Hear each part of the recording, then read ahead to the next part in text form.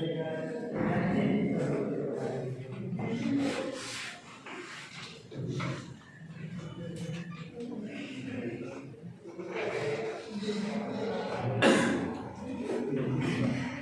तो देश में जो आवश्यकताएं हैं वो सुनिश्चित हो जाएगी। दूसरी बात क्या है कि हम इनके प्रोडक्शन इस लेवल पर करें कि इनके निर्यात करें विदेशों में। तो दूध से देखेंगे अनेक प्रकार के उनके उत्पाद तैयार होते हैं, जैसे पनीर बनाना, दूध से मक्खन वगैरह, पनीर वगैरह, घी वगैरह। तो इनके हम विदेशों में भी क्या कर सकते हैं, व्यापार कर सकते हैं, निर्यात कर सकते हैं।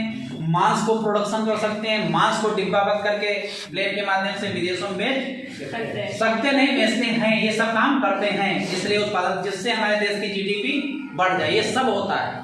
तो इस प्रकार के अनेक प्रकार की आपको क्रांतियों को भी ध्यान देना है। समग्र क्रांति का मतलब है सभी प्रकार की क्रांतियों पर जोर देना है। हिंद धर्म स्वीकृत, जैसे अब आप बताइए कि टीकाकरण किससे संबंधित है, बताइए। टीकाकरण के लिए भी कोई क्रांति वगैरह मिशन वगैरह लाया गया है?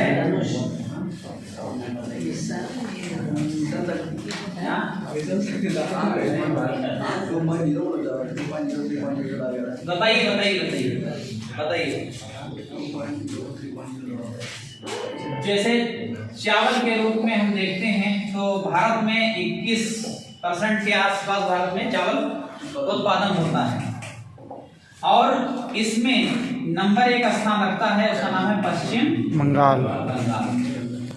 तो चावल में पश्चिम बंगाल है। विश्व में कौन सा स्थान है, किसका है? चीन का है क्या? और भारत का दूसरा, भारत का सेकंड स्थान है। गेहूं में अगर देखें तो भारत कौन से स्थान पर है इस समय? सेकंड स्थान पर है। और उत्तर प्रदेश किस स्थान पर है? पहले स्थान पर। पर हेक्टेयर प्रोडक्शन में, पर हेक्टेयर में क्या देखेंगे? पंजाब। जैसे विश्व के स्तर पर आप देखोगे तो पर हेक्टेयर में उत्पादन सबसे ज्यादा होता है जापान में ना। इसके अलावा जो हमारा पश्चिम बंगाल है, इस पश्चिम बंगाल में मत्स्य उत्पादन भी होता है ज्यादा से ज्यादा। इसके साथ साथ में देखो कि कटक में क्या है, चावल अनुसंधान केंद्र कटक क्या है? ये कटक कहाँ पर है? उड़ीसा में है। और इसमें क्या है? चावल अनुसंधान केंद्र। तो चावल अनुसंधान केंद्र कहाँ है? उड़ीसा में। और कटक में ही क्या है? नेताजी सुभाष चंद्र बोस का जन्म है क्या? तो नेताजी का जन्म स्थान है। जैसे एल्फ्रेड पार्क कहाँ पे है ये? तो केंद्रीय अनुसंधान केंद्र चीन के बाद भारत है। 12% हम उगाते हैं चावल, गेहूं जो है ये उत्तर प्रदेश नंबर 1 है, लेकिन गेहूं हम पा रहे हैं केवल 12%।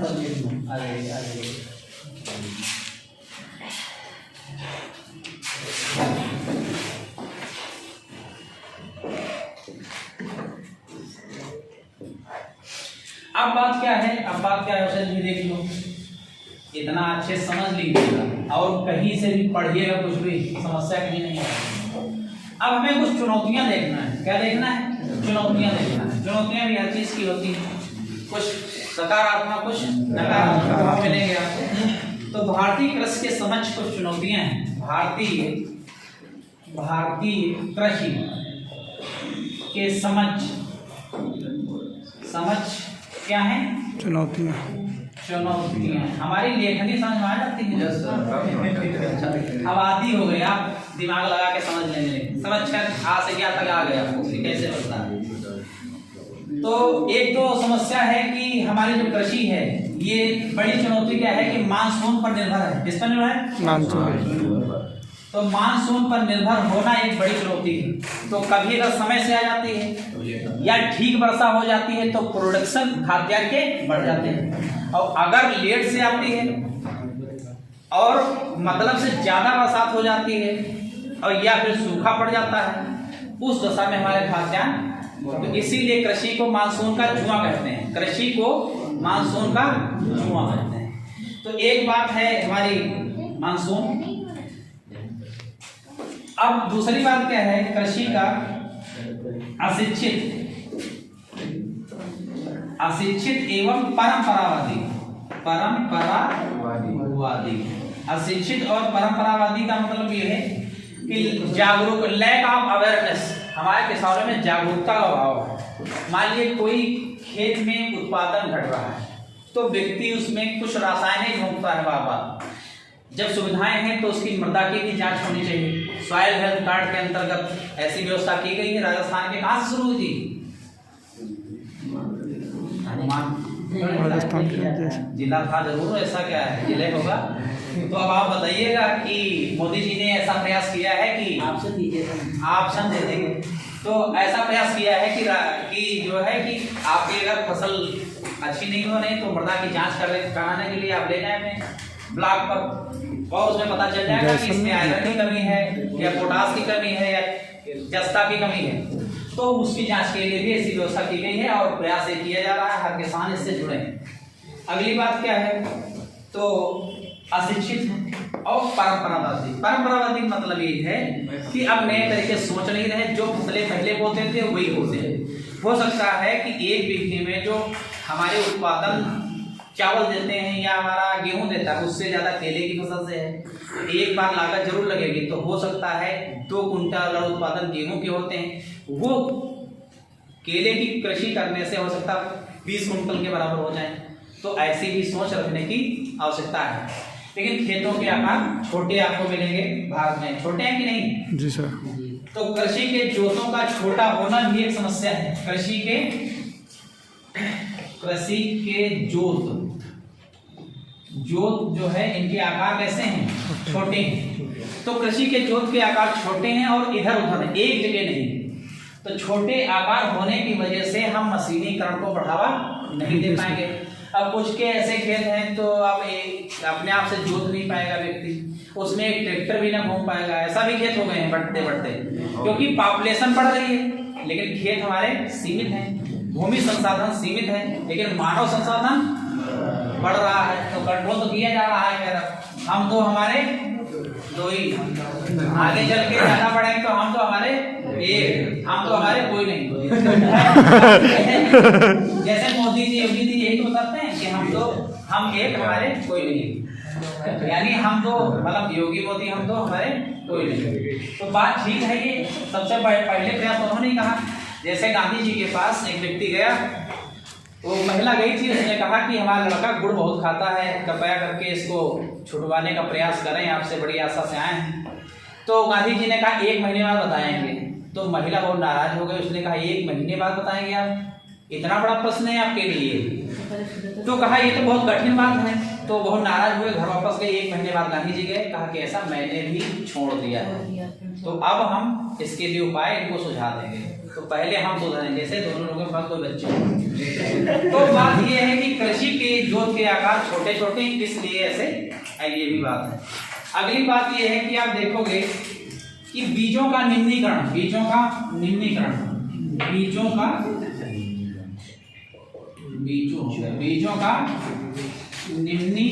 मतलब ये है कि उन्नत किस्म के बीजों के अभाव में, यानी हमारे पास हाइब्रिड बीज की उपलब्धता नहीं थी, या है तो हमारी पहुंच नहीं है, या है तो इतने महंगे हैं। तो ये कई कारण है इसके पीछे, या है तो हमारे पास जागरूकता नहीं है तो या हमारे पास सूचना नहीं। तो ये बात है, जागरूक किया जाए, सूचना दिया जाए। अगर नहीं वो गेहूं बोलते थे उसमें उतना होता तो उतना ही होगा। तो नई मिट्टी में नए बीजों के, या मिट्टी पुराने को नए बीजों को डालने से उत्पादन बढ़ते हैं। अगली बात ये है कि भंडारण की पर्याप्त हमारे पास सुविधा नहीं है। क्या है? भंडारण के साथ साथ शीत ग्रहों की उपलब्धता नहीं है। टमाटर, आलू, जैसे टमाटर बहुत उत्पादन होता है एक साथ, तरबूज बहुत उत्पादन होता है एक साथ, आम बहुत उत्पादन होता है, लेकिन ये कुछ ही समय की टाइम पीरियड है के पकने के। एक साथ पकते हैं तो मंडी में जाते जाते इनके रेट इतने गिर जाते हैं कि लागत लोगों की नहीं आती। टमाटर के रेट इतने गिर जाते हैं एक साथ उत्पादन होने से कि इनके रेट नहीं आते। तो हमारे पास अगर शीत ग्रहों के भंडार अगर हम ब्लॉक स्तर बनाए, जिले स्तर संख्या इनकी बढ़ा दें, तो हो सकता है स्टोर करें और धीरे धीरे एक साल पूरे साल बेचें, तो आपके रेट बढ़ेंगे कि नहीं? जब मार्केट में ज्यादा सप्लाई होगी तो डिमांड कमजोर हो जाएगी। सप्लाई ज्यादा तो डिमांड, जैसे ज्यादा चीज चली गई मार्केट में तो भाई हर जगह पास रखी तो ले लीजिए, तो सस्ती रहेगी। और मार्केट देखे ना कोई चीज आप ढूंढ रहे हो और 20 आदमी उसी को ढूंढ रहे हो, तो जहां 20 आदमी खड़े हुए तो वहां के रेट हाई हो जाएंगे। तो ये सब हैं कि भारतीय कृषि के समक्ष अनेक प्रकार की चुनौतियां हैं कि बीजों के निम्नीकरण, मानसून की समस्या है, भंडारण की समस्या है, इसमें शीतग्रहण भी जोड़िएगा, अशिक्षित और परंपरावादी और कृषि के जोतों के आकार छोटे होना, दूर दूर होना, उनमें मशीन लगाना और कृषि यंत्रों के प्रयोग करना, टेक्नोलॉजी लाना, और भावनाएं भी हैं। और अगली बात ये हम कहेंगे कि लोगों के जो रुझान हैं, जो हमारा यूथ है, जो है लोगों के रुझान है, ये कृषि करना नहीं चाहते, क्योंकि जितना उत्पादन कृषि से करेंगे एक साल में, उससे कई गुना ज्यादा बाहर 2 महीने में काम करके उनके बच जाते हैं। तो कई कारण इसके पीछे हैं। अब देखिएगा कृषि के प्रकार देख लीजिएगा थोड़ा सा। कितना टाइम हो गया? तो कृषि के प्रकार में हमें थोड़ा देखना है। अब इस प्रकार के अंतर्गत फसल चक्र अपनाना, फसल चक्र, और फसल चक्र के बाद में अनुबंध कृषि क्या करना है? कृषि जिसे कहते हैं इंग्लिश में कॉन्ट्रैक्ट फार्मिंग। उसके बाद में है कार्बनिक कृषि।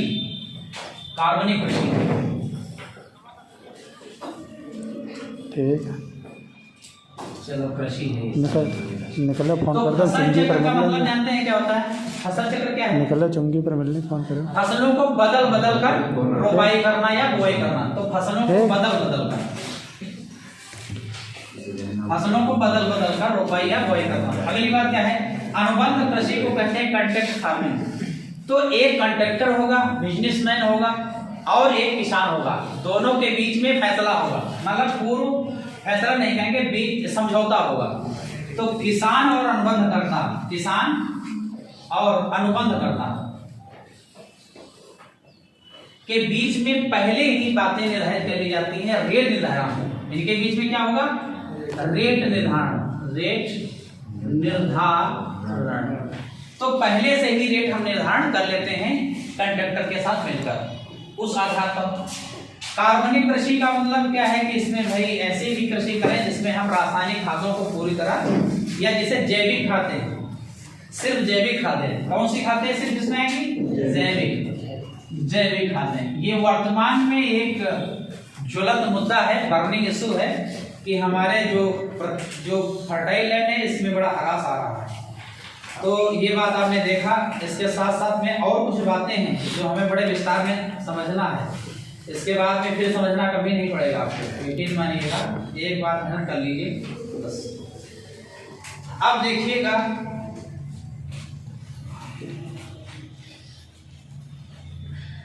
इसके बाद में आपको सांकड़े आपको देंगे।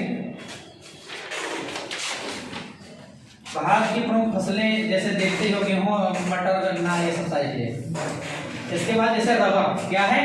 बताइए कहाँ उत्पादन होता है? केरल। रबर में थाईलैंड क्या है? थाईलैंड अपना स्थान रखता है। लेकिन अगर भारत में देखें तो कौन सा राज्य है भाई? केरल। ये आंकड़ा है कि रबर के क्षेत्र में विश्व में नंबर 1 पर थाईलैंड है, और भारत की बात करी जाए तो केरल राज्य भारत का नंबर 1। दूसरी बात, गन्ने की बात करें, किसकी बात करें? गन्ने की बात करें तो गन्ने में नंबर 1 पर ब्राजील है।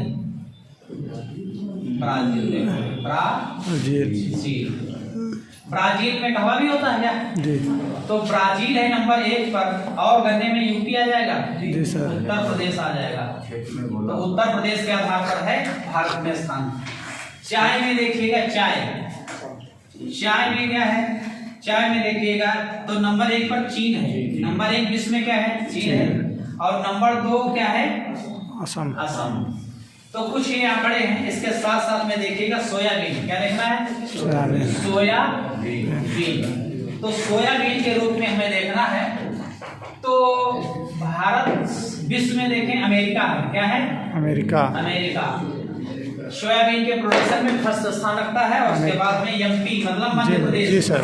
भारत का मध्य प्रदेश नंबर 1 का स्थान रखता है सोयाबीन के प्रोडक्शन में। अब आएंगे बात काफी की। काफी मतलब पर्याप्त नहीं, काफी मतलब पेय पदार्थ, कहवा वगैरह ना। जी सर। आप समझो पर्याप्त हो गया, पढ़ाई अच्छी। तो कॉफी में ब्राजील। क्या है? ब्राज़ील। ब्राजील कहाँ पे है? अफ्रीका में है क्या? जी सर। अमेरिका में? अमेरिका में है। और बाकी भारत में तो आप कर्नाटक। जानते हैं क्या है? कर्नाटक। जी सर। तो कर्नाटक है। उसके बाद में दाल। उसके बाद में दाल। दाल इधर को। अब इसके बाद दाल में क्या है? दाल में आप जानते हो कि नंबर 1 पर आता है भारत। क्या आता है? भारत आता है। और नंबर 1 पर राज्य कौन सा आता है? मध्य प्रदेश। एमपी। तो ये आंकड़ा को समझ में आ रहा है कि नहीं आ रहा है? बहुत जो अब तो एनर्जी वाला आपने आलू देखा था, जट्रोफा देखा था, जट्रोफा देखा था, और क्या देखा था? मक्का भी देखा था। अमेरिका में सबसे ज्यादा मक्का होता है। अमेरिका मतलब कनाडा। और भारत में कौन सा राज्य है? कर्नाटक। इसके बाद में आपने देखा था अमेरिका में ही कनाडा है बच्ची। जो उत्तरी अमेरिका है, अमेरिका तो एक दक्षिणी अमेरिका, एक उत्तरी अमेरिका। तो उत्तरी अमेरिका जो मैक्सिको जाते हो आप, उसके ऊपर जाओगे तो वहां पर आप अरे गए नहीं, हर जगह का गए पहुँचाओ सर, मैप से पहुँचाओ। उत्तरी अमेरिका में ही कनाडा। ये बात तो आप क्या पूरा आपका खानदान में? हाँ ये बात है। आप सरदार है ना, तो सारा सरदार वही तो कनाडे में तो रहता है। मिनी पंजाब समझो कनाडा को। Canada mini Punjab. हाँ अपने जज्बा से रहते हैं वहाँ पे। तो मकान वकान खरीद लिया। हमको बड़ी खुशी इस चीज की है कि अमेरिका जैसे देश में हमारे भारत के लोग इतने ज्यादा संख्या में रहते हैं। वहाँ से रेमिटेंस इतना ज्यादा है, वहाँ से अर्निंग इतनी डॉलर वगैरह आ रहा है। तो भारत में हाँ नहीं अमेरिका में कनाडा में बहुत सारे लोग हैं। हम लोग कनाडा सबसे ज्यादा है। बहुत बढ़िया बात है। 1834 की बात है कि 1934 की बात है? 1834 की ही बात है। कंफर्म कर लो सर। तो जो भारत में चाय है, क्या है भारत में? चाय। 1834 में भारत में आई। कहाँ आई? चाय भारत में आई। तो कहाँ से आई होगी? बस चीन से आई होगी। तो कहाँ पर आई होगी चीन से? असम में ही आई होगी ना। हाँ सर, पड़ोसी रहे। तो कौन लाया होगा? ये भी तो बात होगी कि नहीं? 1834 बात तो अंग्रेज लाए होंगे। जैसे आलू जो है, आलू नहीं पुर्तगाली लाए। सब अंग्रेजे ले आएंगे। ये सर पुर्तगाली लिखे हो सर, पुर्तगाली लिखे हो। समझो तो कम से कम। अटको ना के 4 बार बोलता हूँ तब भी नहीं। और सरोस क्या लेना था? भावना समझो क्या बोल रहा हूँ। तो ये बात हो गई कि नहीं? भावना सर हमें ना समझे तो हम भावना कैसे समझे? 1834 की बात है अंग्रेजों द्वारा असम घाटी में। मूल स्थान इसका चीन ही है, चाइना। जी सर। अब आप देख लीजिएगा, एक और प्रश्न जो बनता है आपके लिए वो हमको अब बताना है। तो ये बात समझ तो नहीं तब। अब देखो, अब चावल में कुछ बात है। वो बात ये है कि ये ग्रेमिनी कुल का पौधा है। किस कुल का? ग्रेमिनी कुल का। तो ग्रेमिनी कुल का एक पौधा है। दूसरी बात, कुछ इसकी प्रजातियां हैं। क्या है? प्रजातियां। इसकी कुछ प्रजातियां हैं, जैसे ओस। क्या है? ओस। जैसे अमन आदमी नाम नहीं। और अब देखो, जैसे ओस है, ये शरद में बोई जाती है। कब? शरद में बोई जाएगी। और ये शीत में। कब? शीत में। और ये ग्रीष्म में। कब? ग्रीष्म में। तो ओस शरद में, अमन शीत में, बोरा जो है ये ग्रीष्म में। और ये इसके बाद में कुछ ऐसे हैं वो भी बहुत महत्वपूर्ण, जैसे बीवर इसमें पाया जाए। क्या? बीवर। तो ब्रैकेट में थायमिन लिखें। ये मोस्ट इंपॉर्टेंट बातें हैं, ये मत ध्यान दीजिए। विटामिन B1 है तो ये थायमिन है। अगली बात, जैसे एक आपने सुना होगा गोल्डन धान। तो इसमें क्या विटामिन ए है प्रचुर मात्रा में। तो रेटिनॉल बोलते हैं क्या? और रेटिनॉल साथ है बीटा कैरोटीन। क्या है? Beta carotene. मोस्ट इंपॉर्टेंट है कि ए और बीटा कैरोटीन, B1 थायमीन और प्रजातियां ओस, अमन और बोरा, शरद, शीत और ग्रीष्म। ठीक है। अभी और कुछ बाकी है, थोड़ा सा इसमें बचा है, वो भी देख लीजिए।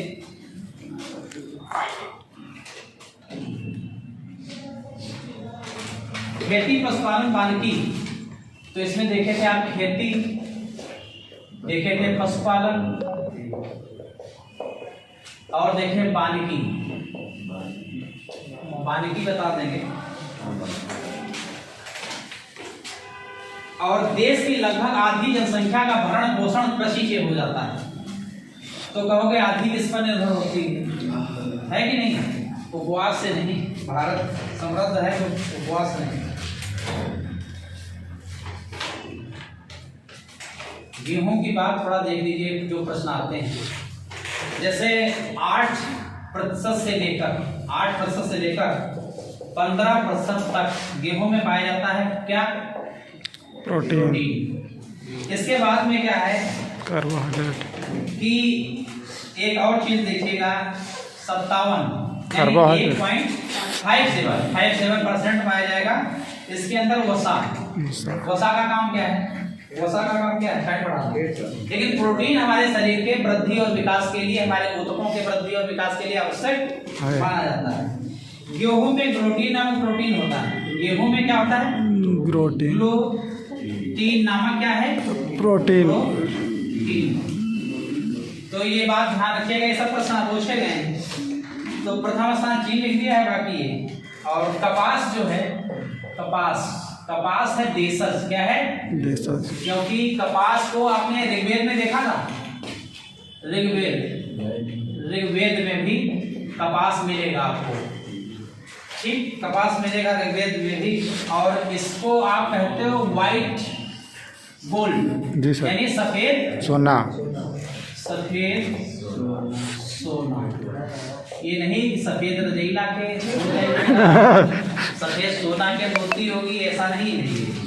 तो सफेद। अब एक और चीज थोड़ा देखिए, जहां से प्रश्न बनते हैं वो भी समझ लें। एक और प्रश्न बनता है, अब थोड़ा सा और बचा है, बस इतना विस्तृत है कि आपके प्रश्न नहीं छूटेंगे इसमें से। पूरा ध्यान रखिएगा इस चीज का। जैसे तिलहन, क्या है? तिलहन के अंतर्गत सरसों की प्रजाति है। कहाँ की? सरसों जानते हैं, एक काली होती है, एक पीली होती है। एक पीली होती है, पीली होती है, हरी सर होती है। मछली हरी भी होती है। और सरसों की प्रजातियों में, इसकी प्रजातियों में जानते हैं क्या क्या मिलेगा? वरुड़ा है। क्या है? वरुड़ा है। वरुड़ा के बाद पीताम्बरी है। किसका पर्याय है? पीताम्बर का सर। पीताम्बरी। पूसा गोल्ड है। क्या है? पूसा गोल्ड है। पूसा गोल्ड के बाद में है जय किसान। क्या है? जय किसान। जय जवान। अब आप जय जवान जय किसान नारा लगाने लगेंगे। और इसके अंतर्गत अगर तिलहन की बात होगी तो इसके अंतर्गत थोड़ा और देखना है कि सोयाबीन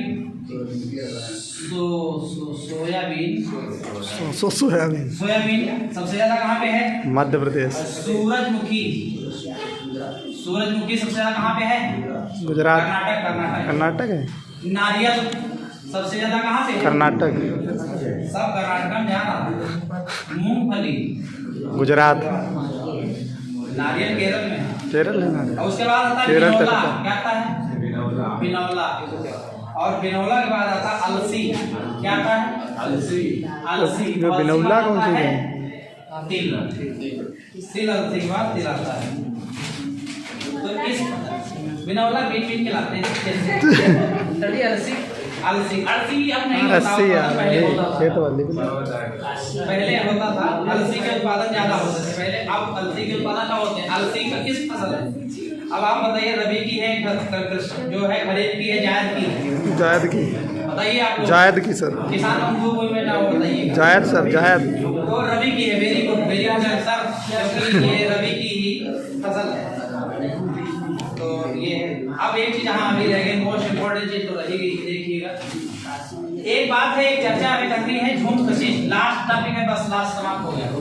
झूम कृषि, झूम कृषि का मतलब ये नहीं होता है कि आप घूमते रहो कृषि किसानी करते रहो, कुछ ऐसा पेय पदार्थ ले ले घूमते रहे, तो वो वाला नहीं। ये वाला है कि देखिए नॉर्थ ईस्ट जो स्टेट्स हैं, यानी 7 स्टेट एंड 1 उसका स्टैंडर्ड ब्रदर जो सिक्किम है, तो नॉर्थ ईस्ट में जो जनजातियां हैं एक प्रकार की हमारी, उनके द्वारा होने वाली कृषि और झूम कृषि, बागों का चलाओ कृषि।